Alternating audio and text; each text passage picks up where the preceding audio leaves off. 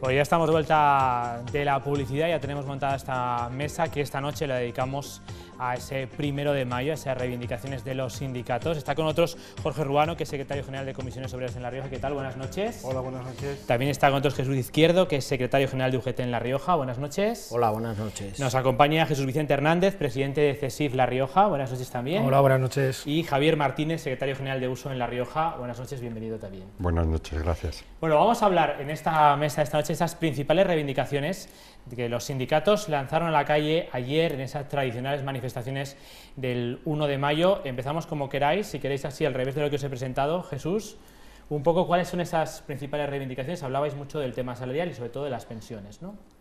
Pues efectivamente, nosotros hemos salido a la calle bajo el lema tiempo de ganar y creemos que es tiempo de ganar en igualdad, es tiempo de ganar en mayores empleos, es tiempo de ganar en mejores salarios y por supuesto es tiempo de ganar en pensiones dignas, y estas han sido principalmente nuestras reivindicaciones.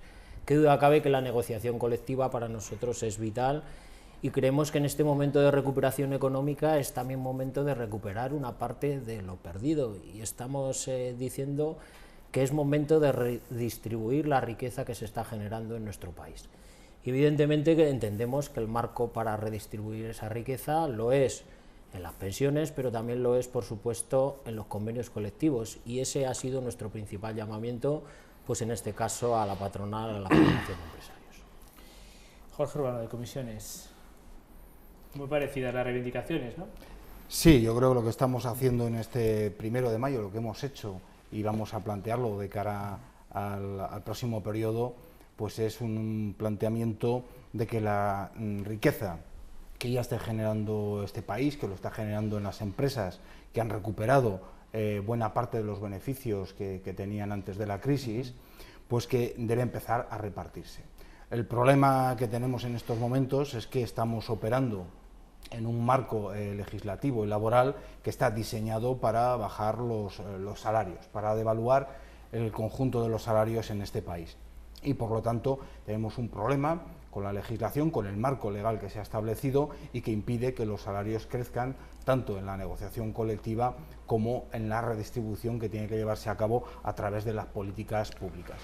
Y por lo tanto es necesaria una reversión de los recortes en toda la parte pública y que gestiona el Estado, y es necesario que la patronal abandone ese espacio de confort que le proporciona la reforma laboral y que empiece a redistribuir esos beneficios que sabemos que los datos dan que ya tienen.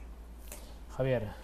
Sí, bueno, nosotros hemos celebrado este 1 de mayo con las reivindicaciones que a mí me parecen justas desde todo punto de vista, como es el tema salarial, que es una deuda pendiente que tenemos, también desde la calidad del empleo y el blindaje de las pensiones. Estamos en una situación durante estos 10 años que, bueno, yo creo que ha desembocado en un terreno en donde la desigualdad es lo que predomina, donde las clases sociales más bajas pues tienen una mayor incidencia de estos 10 años de crisis, donde dos reformas laborales, la del 2010 y la del 2012, una por el PSOE, otra por el PP, sobre todo la última ha sido salvaje, en la cual no se ha repartido la riqueza en un país que está creciendo alrededor del 3% de riqueza, y donde los salarios durante este último año de media solo han crecido el 0,8%.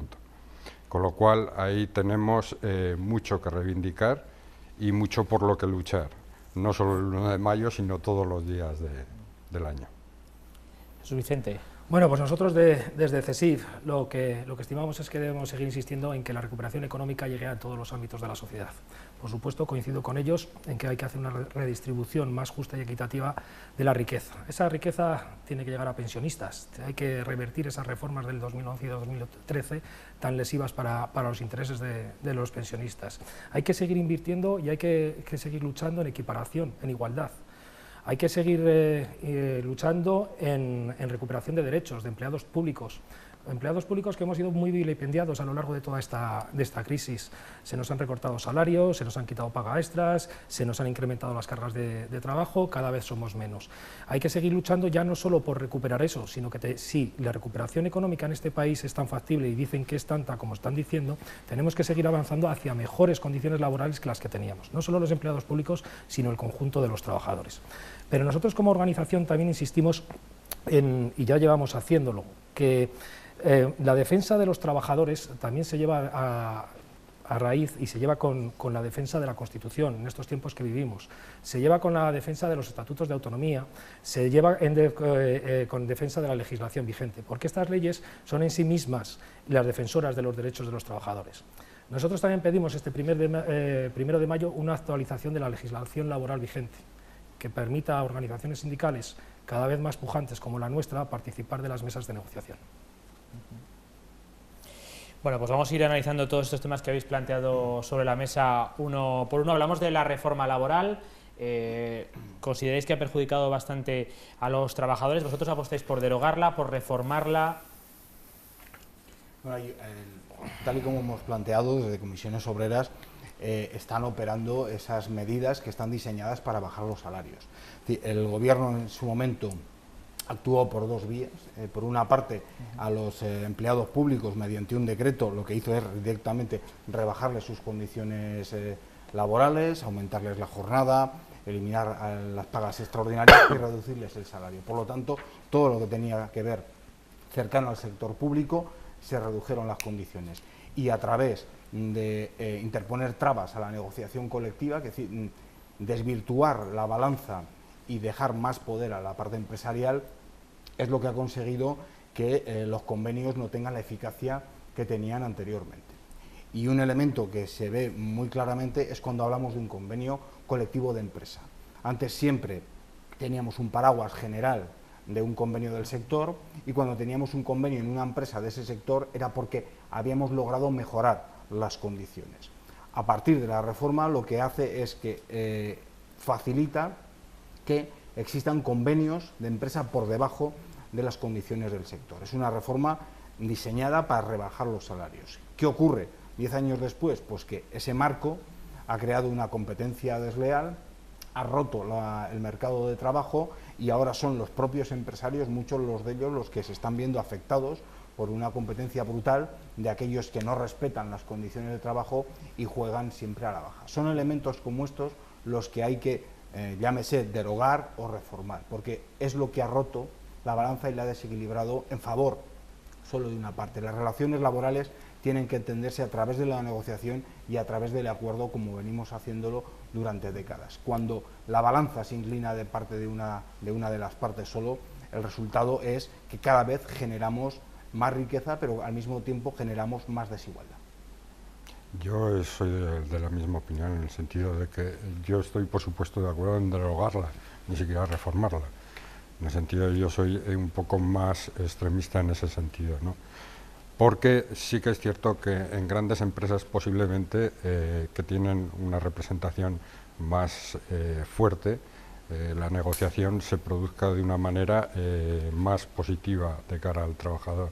Pero en empresas pequeñas y medianas, que en nuestra región pues son el 97-98%, lógicamente en empresas donde hay 6, 15 trabajadores muchas veces no tienen la fuerza para negociar un convenio de empresa, con lo cual no están ahí aglutinados o recogidos para poderlo hacer.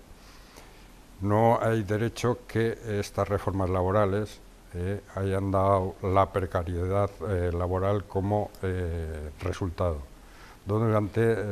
Yo creo que hay un 14% alrededor de personas que, aunque estén trabajando, están en el umbral de la pobreza. Con lo cual,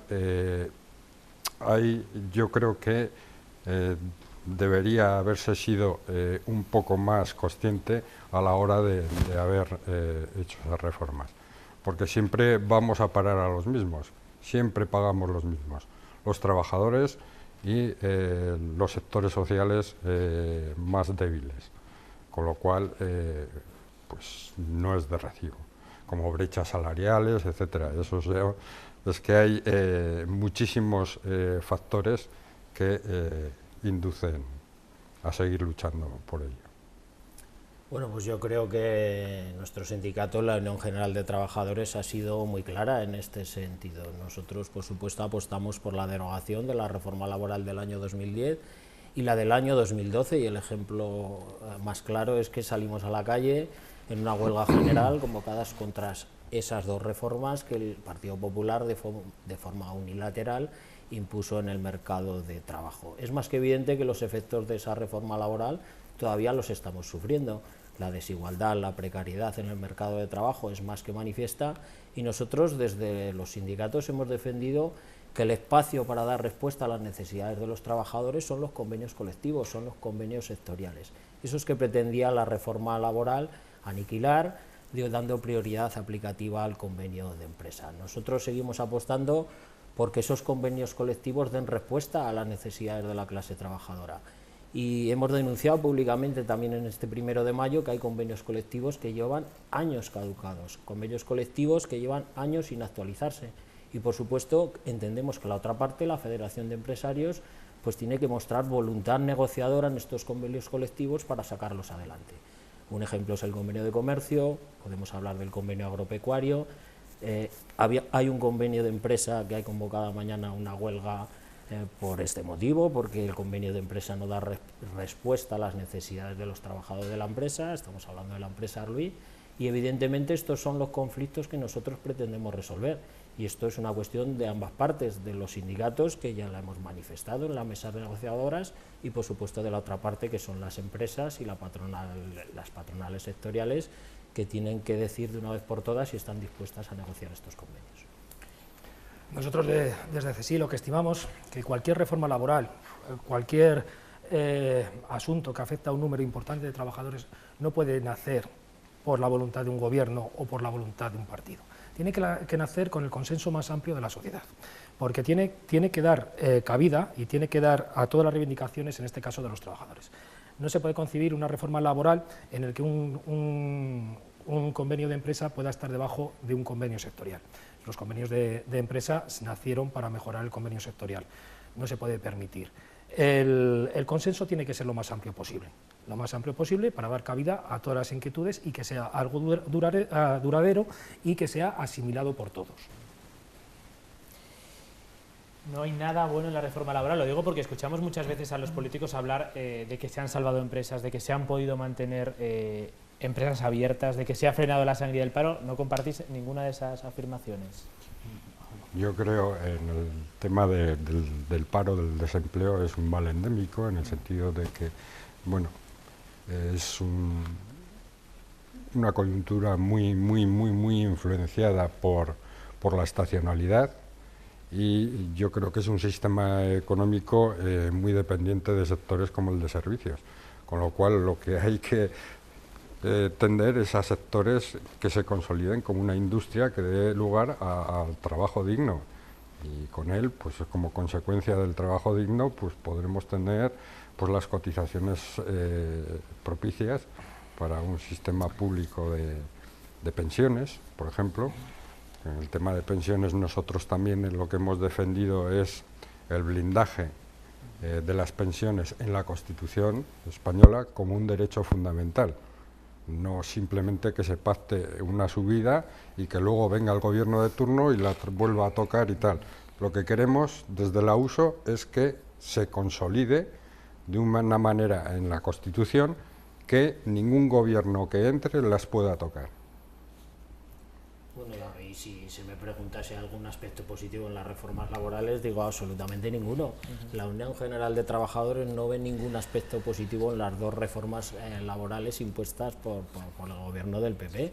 Y evidentemente los datos están ahí, los datos de precarización del empleo, los datos de que no se ha dado respuesta a la estacionalidad del mercado de trabajo, y evidentemente no se ha dado respuesta tampoco a la flexibilidad que necesitaban las empresas. Entonces, buscar algún aspecto positivo en la reforma laboral, seguro que alguno lo ve, pero desde luego la Unión General de Trabajadores no ve ninguno. Nosotros lo que estamos proponiendo es que se reponga la legislación anterior, y que si hay que hablar de un nuevo estatuto de los trabajadores, que podría ser una opción, pues por supuesto esto se discuta y se negocie con los sindicatos, que somos los legitimados para negociar algunas cuestiones. Cualquier reforma unilateral impuesta por el gobierno de turno, por supuesto que la UGT no la va a apoyar. No podemos estar de acuerdo con una reforma laboral que da cobijo a convenios que tienen salarios de 700, 800 euros. No se puede estar de acuerdo. Antes de la reforma laboral, en los años 2007-2008, estábamos hablando que debíamos avanzar más allá de los 1.000 euros para los trabajadores. Esta reforma laboral está consiguiendo convenios con 700 y 800 euros. Se está reduciendo el paro, sí, pero con un coste personal de los trabajadores muy elevado. Yo creo que para ver si ha sido eficaz, vamos a hacerlo al revés. Si nosotros vamos al capítulo primero, donde se hace la exposición de motivos de la reforma laboral que escribió el Partido Popular, ahí aparece que el objetivo es acabar con la temporalidad y acabar, entre otras cosas, con la dualidad del mercado de trabajo entre fijos y temporales. Porque España tiene una anomalía en su mercado de trabajo, hacemos lo mismo que hace el resto de Europa, pero sin embargo Europa tiene prácticamente todos los contratos fijos y nosotros tenemos un 27% de temporalidad. Si años después vamos a ver cómo está el mercado de trabajo, a ver si esa reforma laboral ha cumplido con los objetivos que ella misma se marcaba, no es que lo digamos nosotros, lo dicen todas las estadísticas, es decir, tenemos un 27% de temporalidad y subiendo, y tenemos una dualidad del mercado de trabajo donde 9 de cada 10 contratos son temporales. Buena parte de ellos, el 14%, dura menos de una semana y el resto apenas llega a 2 meses. Por lo tanto, simplemente yendo al texto de la propia reforma laboral, vemos que no ha funcionado. En su momento ya lo dijimos, el problema no está en el mercado laboral, el problema va más allá del modelo de crecimiento que se plantea. Ya dijimos, era injusta, ineficaz e inútil.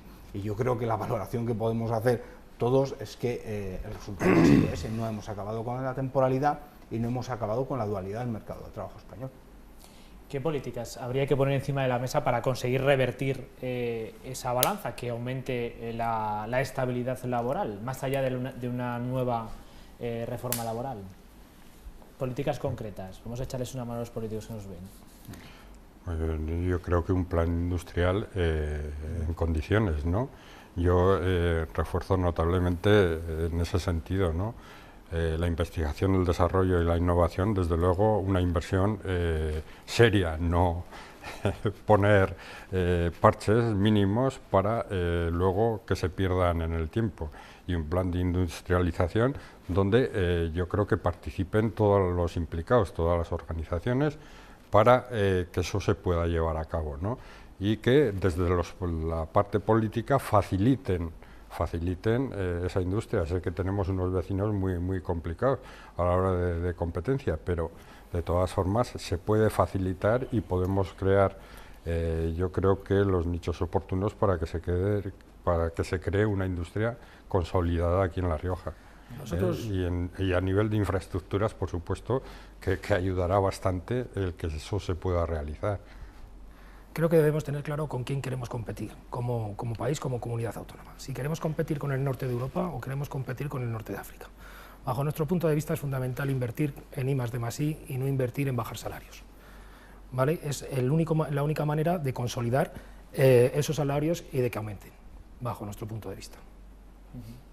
Bueno, evidentemente cualquiera se da cuenta que cambiar el modelo productivo es un reto que tiene el país por delante, porque qué duda cabe que si hablamos de empleo estable y de calidad, pues este se crea fundamentalmente en el sector industrial. Pero a tu pregunta de qué mensaje les podemos trasladar a los políticos, pues yo diría claramente que se inmiscuyan lo menos posible en las relaciones laborales, porque ya somos capaces los sindicatos de entendernos con los empresarios. Muchas veces uno tiene la tentación de intentar desequilibrar la balanza, que yo creo que eso es lo que ha pasado en los últimos años, y en este caso siempre se ha desequilibrado en favor de los mismos, en favor de la parte económica, en favor de los empresarios, que esto es lo que ha posibilitado pues, que los trabajadores y trabajadoras de este país tengamos cada vez peores empleos. Y si hay que hacer un llamamiento, pues yo diría pues precisamente eso, que los políticos intervengan lo menos posible en algunas cuestiones que ya somos capaces las partes de entendernos.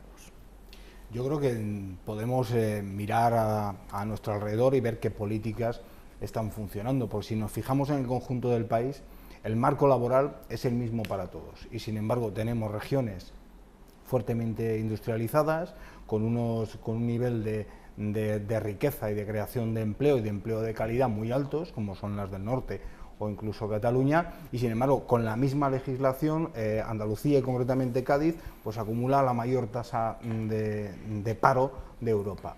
Por lo tanto, el problema nunca ha residido en el modelo de relaciones laborales. El problema reside en qué queremos hacer y en qué queremos invertir.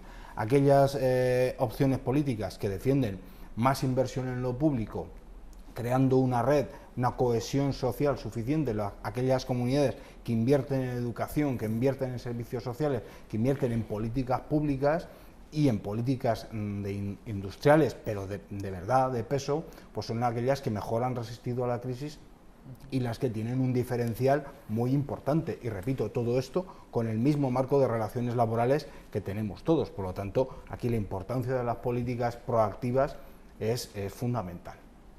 Sí, mismo marco de relaciones laborales, pero no económicas.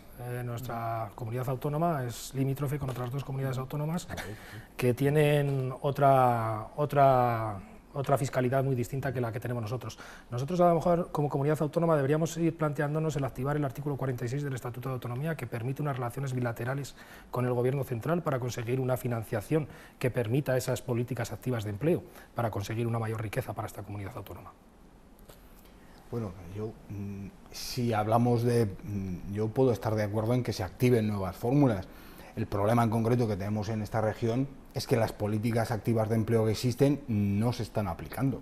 Es decir, llevamos ya, creo que es el tercer año, desde Comisiones Obreras, pidiendo al Gobierno y en este caso también al Parlamento que explique dónde van los fondos destinados a la formación continua de los trabajadores, que son fondos que salen de nuestras nóminas, de las de cada uno de los trabajadores, y deben de estar destinados para la formación y esa mejora continua de la que hacen alarde muchos políticos en los discursos, pero esos fondos no se nos dice si se están utilizando o no, y no se nos dice qué se hace con el dinero que sobra. Es decir, no son partidas, lo ha dicho claramente el Tribunal Constitucional, que son partidas finalistas que tienen que utilizarse únicamente para la formación de trabajadores, porque son nuestras cuotas y las cuotas de los empresarios. Entonces, yo creo que está bien que digamos que deben utilizarse más recursos, pero es que en estos momentos, por lo tanto, La Rioja no está utilizando ni siquiera los recursos que tenemos a nuestra disposición. Hay que reconocer primero los errores y que no se hace, admitirlos, y segundo, diseñar unas verdaderas políticas activas de empleo, cosa que llevamos años sin hacer.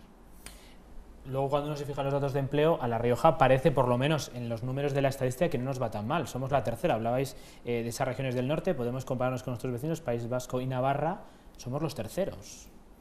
Bueno, depende en qué hábitos. Somos los terceros, sí, pero por ejemplo, con respecto a los empleados públicos de La Rioja cobran un 30% menos que los empleados públicos de Navarra y País Vasco. La equiparación salarial, los trabajadores de la empresa privada cobran de media un 25% que los trabajadores de País Vasco y Navarra. Entonces, sí que estamos bien, pero los salarios no son los mismos en esta comunidad autónoma que en nuestras dos comunidades limítrofes. Algo habrá que hacer y algo tendremos que hacer para reducir esa brecha salarial que tenemos. Da igual trabajo, igual salario. Bueno, es complicado, yo creo, muchas veces analizar algunos datos, y es evidente que en La Rioja se está creando empleo, pero cuando uno analiza la calidad del empleo, pues evidentemente desde los sindicatos somos mucho más críticos. El empleo que se está generando es de baja calidad, muchas veces a tiempo parcial, y evidentemente este no es el empleo que nosotros queremos. Si nosotros estamos apostando desde la Unión General de Trabajadores por implantar un convenio, un salario mínimo sectorial de 1.000 euros, es porque entendemos que los trabajadores no pueden tener una vida digna con los salarios que hay actualmente. Y la comparación que nos podemos hacer con las comunidades de nuestro entorno, pues son más que evidentes. Tenemos convenios sectoriales mucho peores que los que hay en Euskadi, que los que hay en Navarra, que los que hay en las regiones que limitan con La Rioja. Y evidentemente esto también es una cuestión de empresarios y de sindicatos, pero también de los gobiernos de turno, que deben facilitar, pues, con políticas adecuadas, pues, que estos salarios sean dignos. Sí, yo estoy de acuerdo en que hay que matizar siempre las cifras un poco, porque dices estamos por debajo de otras regiones, no estamos tan mal, pero claro, si uno se pone a analizar esas cifras, pues resulta que en cotizantes a la Seguridad Social, ¿qué tipo de cotizantes tenemos en la Seguridad Social? Quiero decir que que bueno, nos podemos fijar en datos generales y decir, estamos en un 11,2% de tasa de desempleo largo. Pero ¿qué empleo tenemos en La Rioja? ¿Qué clase de empleo? Yo creo que la precariedad es dominante, la eventualidad y la parcialidad, ¿no? En ese sentido yo creo que hay muchísimo que mejorar y, como he dicho antes, no basarlo solo en sectores que puedan ser susceptibles de esa rotatividad en el empleo, como pueda ser en servicios, etcétera, etcétera. ¿Qué colectivos creéis que son los que más necesitan en estos momentos unas políticas activas de empleo? Se habla mucho de los jóvenes, del sector de las mujeres, del sector de la discapacidad, de aquellos que han perdido su trabajo con a lo mejor 50 años, 55 años y les cuesta mucho volver a reengancharse. Hombre, yo creo que los has definido. Fundamentalmente tenemos una generación muy preparada que no se incorpora en buenas condiciones, en su mayoría, al mercado de trabajo. Las empresas requieren un perfil más bajo posible, no se reconocen las categorías que les corresponden a los jóvenes en las empresas y, por lo tanto, no se incorporan en buenas condiciones. Estamos perdiendo un activo que además es del conjunto de la sociedad. Por otra parte, tenemos un problema gravísimo con la incorporación de las mujeres, con lo cual la activación del contrato a tiempo parcial está haciendo que se feminice totalmente ese contrato y que la mayoría de las mujeres que están en esa situación lo hacen de manera involuntaria porque ellas quieren, digamos, tener una jornada normal. Hay otro problema grave, que es toda la gente que fue expulsada, por eso hablábamos de la reforma laboral, facilitó expulsar a un montón de trabajadores con mucha experiencia acumulada en las empresas y que tenían una actividad reconocida. Se ha expulsado, se ha producido un efecto de cambio por contratos más baratos, más temporales, y esos trabajadores y trabajadoras tienen un verdadero problema para incorporarse de nuevo al mercado laboral. Y ahí es donde juegan un papel muy importante todo lo que tiene que ver con la formación continua y la formación ocupacional. Entonces, esos fundamentalmente los problemas que tenemos, y cada uno de ellos tiene un enfoque distinto, pero pasa también por mejorar la negociación colectiva, el reconocimiento de las categorías profesionales en cada uno de los convenios que tenemos, establecer tasas de temporalidad para evitar que se hagan contratos temporales y, fundamentalmente, poner encima de la mesa todos los salarios que tenemos y los complementos salariales para empezar a reducir esa brecha salarial que hay entre mujeres y hombres. Bueno, si hablamos de colectivos destinatarios de estas políticas activas de empleo, fundamentalmente focalizadas en formación, pues yo diría que todo el estrato de la sociedad pues debe ser destinatario de estas políticas. Pero qué duda cabe que este año, con mucho más motivo, pues nosotros creemos que hay dos colectivos que deben ser los principales destinatarios. Por supuesto, los jóvenes, que es la mejor generación preparada de nuestro país, que evidentemente no están encontrando respuesta a sus anhelos, a sus aspiraciones profesionales en nuestro país, y evidentemente se han visto en la obligación de emigrar fuera de España para encontrar oportunidades. Pero qué duda cabe también que este año pues el colectivo destinatario tiene nombre de mujer. Yo creo que es inadmisible que en un país como el nuestro las mujeres sigan ganando un 30% menos que los hombres a igual trabajo, y evidentemente ellas deben estar en las mismas condiciones que nosotros para acceder a empleos dignos, a empleos estables y, por supuesto, también a puestos de responsabilidad. Y cuando uno ve esta tertulia compuesta por 5 hombres, pues qué duda cabe que te pone en alerta de la sociedad que tenemos. Hay un techo de cristal, entonces de los sindicatos también, que hay que romperlo. Javier. No, yo dar un dato, yo recuerdo que cuando había o se consideraba que había pleno empleo antes de la crisis, con un 5% aproximadamente, yo recuerdo que los datos siempre salía más o menos el 50% hombres, 50% mujeres, ¿no? Actualmente tenemos un 42% de hombres en desempleo frente al 58% de mujeres, con lo cual esa brecha se le va alargando no solamente salarialmente, sino en cantidad, ¿no? Cada vez son las mujeres que engrosan más el paro frente a los hombres. Solamente dar un dato de estar totalmente de acuerdo con lo que han dicho ellos. El 28% de los jóvenes menores de 25 años de esta comunidad autónoma están en paro. O sea, como colectivo que tiene que recibir ayudas para insertarse en el trabajo laboral, no hay tipo de dudas. Evidentemente que el colectivo de mujeres hay que invertir. No puede ser lo que has dicho, que el 30% de las mujeres ganen menos que un hombre, pero sobre todo porque tienen que estar en puestos de responsabilidad. Tienen que asumir puestos de responsabilidad en la misma magnitud que los hombres. Hablamos ahora de pensiones. Defendéis el sistema público de pensiones. No sé si albergáis otras alternativas de las que se ha planteado en los últimos días en la mesa de esos sistemas mixtos o no, o creéis que tiene que ser un sistema totalmente público de cotización. Nosotros, por supuesto, defendemos un sistema público de pensiones que dé respuesta a las necesidades de los trabajadores y trabajadoras de este país. Nosotros, por supuesto, no apostamos por los planes de pensiones privados. Eso serán otras formaciones políticas las que apuesten por este tipo de alternativas. Pero nosotros, por supuesto, exigimos un sistema público de pensiones que garantice que los trabajadores y trabajadoras, una vez finalizada su vida laboral, no pasen por dificultades. Para nosotros es momento de redistribuir esta riqueza que se está generando en España. Y lo que se está generando actualmente son trabajadores pobres, pero también pensionistas pobres. Y eso solo puede dar respuesta a un sistema público de pensiones digno y de calidad. Y eso es lo que nosotros estamos defendiendo desde la Unión General de Trabajadores. Bueno, yo ya he dicho antes que nosotros, a pesar de este acuerdo, continuamos luchando y pidiendo firmas para conseguir que se blinden las pensiones en la Constitución y que ningún gobierno de turno las pueda tocar. Estas dos, lo mismo que ha habido dos reformas laborales durante estos 10 últimos años, ha habido dos reformas de las pensiones también, ¿no? Una en el 2011 por el PSOE y otra en el 2013 por el PP. En el 2011, además, yo creo que comisiones y UGT fueron partícipes en el prolongar esa edad de jubilación a los 67 años y el periodo de cotización, con lo cual nosotros también estamos en contra, porque podemos decir que se prolongue la vida laboral de una persona, pero siempre voluntariamente, y no por una cosa ordinaria y que te lo establezca.